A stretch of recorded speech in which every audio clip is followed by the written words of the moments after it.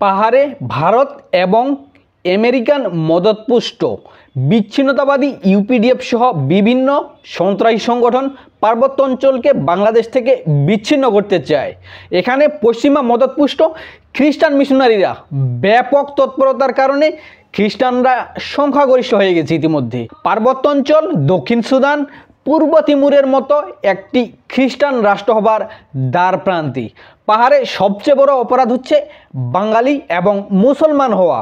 খ্রিস্টান মিশনারিরা যতটুকু এখানে আধিপত্য বিস্তার লাভ করতে পারে, তাদের যতটুকু স্বাধীনতা আছে, ঠিক ততটাই মুসলমানরা এখানে বাধার সম্মুখীন হয়।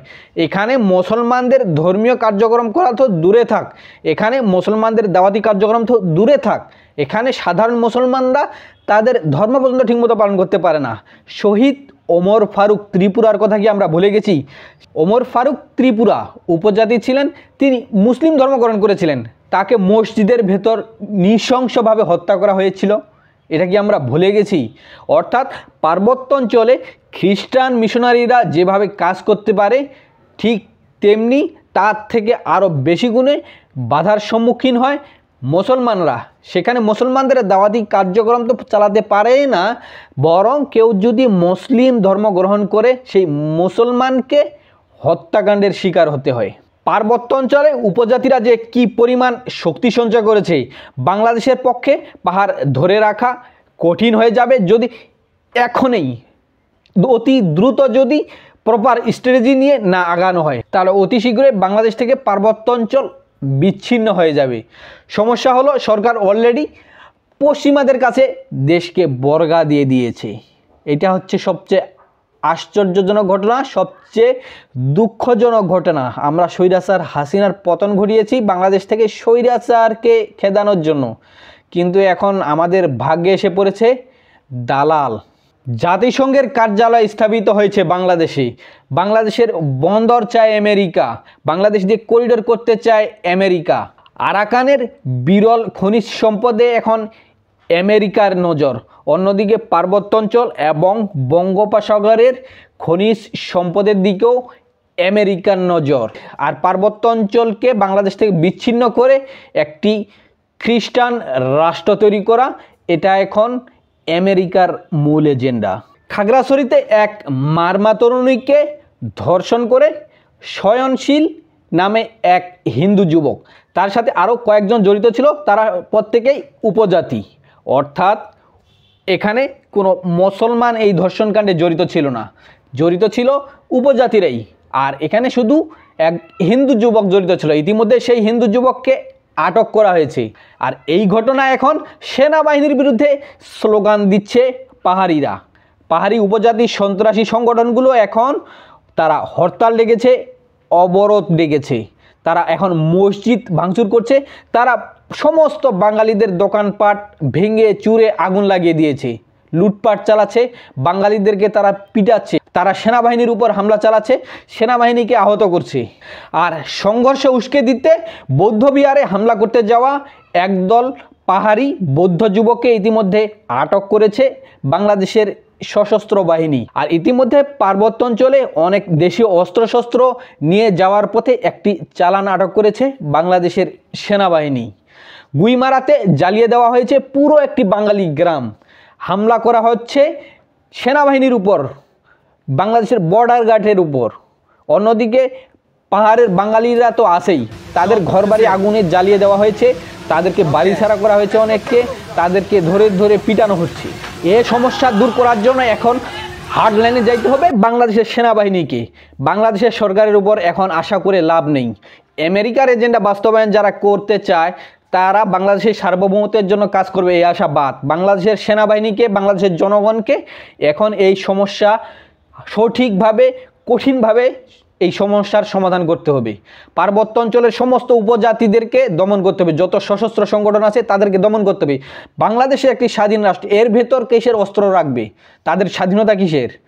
কেউ দেশীয় অস্ত্রশস্ত্র রাখলেও তো তার বিরুদ্ধে আইনানুগ ব্যবস্থা নেওয়া উচিত।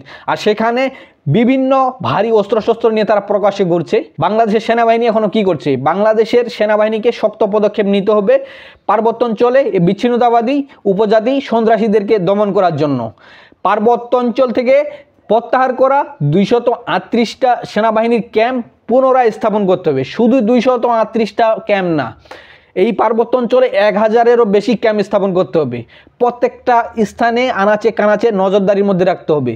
বাংলাদেশ থেকে পার্বত্য অঞ্চলকে ছিনিমিনি খেলতে কাউকে দেওয়া যাবে না। এখানে সাম্রাজ্যবাদীরা আসে বাংলাদেশের বিষয়ে নাক গলাবে, বাংলাদেশ থেকে বাংলাদেশের ভূখণ্ড আলাদা করতে চাবে, আর আমরা বসে বসে আঙুল চুষবো, বাংলাদেশের সেনাবাহিনী বসে বসে আঙুল চুষবে, এটা হতে দেওয়া যাবে না। যারা বলবে পাহাড় থেকে সেনা হটাও, তাদেরকে ডাইরেক্ট ক্রস ফায়ার দিতে হবে। এরা একটা গণহত্যার মঞ্চ প্রস্তুত করতে যাচ্ছে।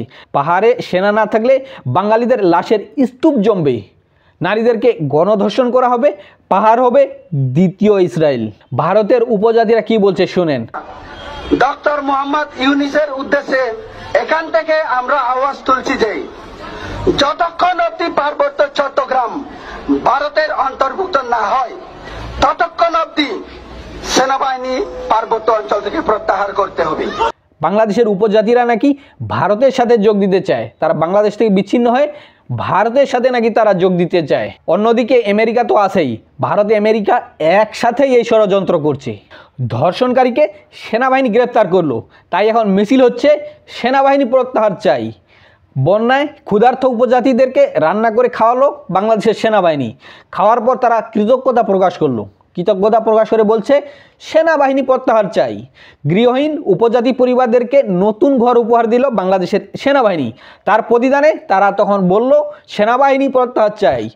সেনাবাহিনীর দেওয়া অনুদানে স্কুল কলেজ ইউনিভার্সিটিতে পড়ালেখা করে পাহাড়ি উপজাতিরা, আর তারপরে তারা এখন বলছে পাহাড় থেকে সেনাবাহিনী প্রত্যাহার চাই। সাজেকে খাদ্যের অভাবে স্থানীয় উপজাতিরা না খেয়ে মরে যাচ্ছিল, আর এই খবর পেয়ে সেনাবাহিনী হেলিকপ্টারে করে খাবার পাঠালো, আর পেট ভরে খাওয়ার পর তারা তখন আন্দোলনে নেমে পড়লো যে পাহাড় থেকে সেনাবাহিনী প্রত্যাহার চাই। ভাল্লুকের কামড়ে এক অসুস্থ উপজাতিকে হেলিকপ্টারে করে সিএমএইচে চিকিৎসা দেওয়ার জন্য নিয়ে আসা হলো, আর সুস্থ হওয়ার পরে বলল পাহাড়ে সেনাবাহিনী কেন, সেনাবাহিনী প্রত্যাহার চাই। সেনাবাহিনীর কারণে চাঁদাবাজি সহ সন্ত্রাসী কর্মকাণ্ড স্বাধীনভাবে করা যায় না, তাই সেনাবাহিনী প্রত্যাহার চাই। সেনাবাহিনী থেকে বিনামূল্যে চিকিৎসা সেবা পাওয়া লোকেরাই মাঠে নেমে এখন আন্দোলন করে যে সেনাবাহিনী পাহাড়ে কেন। সন্তু লারমারা সেনা স্কোয়াড ছাড়া কোথাও বের হতে পারে না, আর সেও বক্তৃতায় বলে সেনাবাহিনী প্রত্যাহার চাই। সেনাবাহিনী অবৈধ অস্ত্র কেনা উদ্ধার করে, তাই সেনাবাহিনী প্রত্যাহার চাই। এ হলো উপজাতি সন্ত্রাসীদের কর্মকাণ্ড। তারা সেনাবাহিনীকে প্রত্যাহার চায়, তারা সেখানে স্বাধীনভাবে গণধর্ষণ করতে চায়, তারা সেখানে স্বাধীনভাবে লুটপাট করতে চায়, চাঁদাবাজি করতে চায়, তারা স্বাধীনভাবে ব্যাংক ডাকাতি করতে চায়, তারা পুরো পার্বত্য অঞ্চলে ত্রাসের রাজত্ব কায়েম করতে চায়। তারা এজন্য সেনাবাহিনী প্রত্যাহার চায়।